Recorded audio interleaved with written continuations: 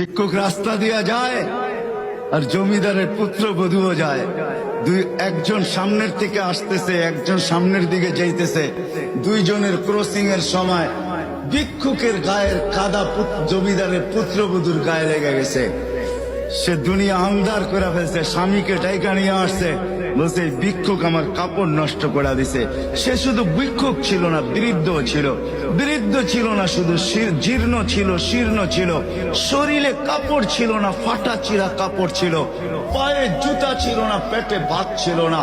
জমিদারের পুত্র সইতে পারে নাই, যৌবনী শক্তি সয়তো সয় কি কইরা তার স্ত্রীর গায়ে ভিক্ষুকের কাদা, বস সমগ্র শক্তিকে হাতে জমা করা, একত্র করা বৃদ্ধের গালে বসায়। বৃদ্ধ কিচ্ছু বলে নাই, শুধু উপরের দিকে তাকায় দুই তিনটা শব্দ উচ্চারণ করছেন। শব্দগুলা হলো ইয়া মাল্লাহ।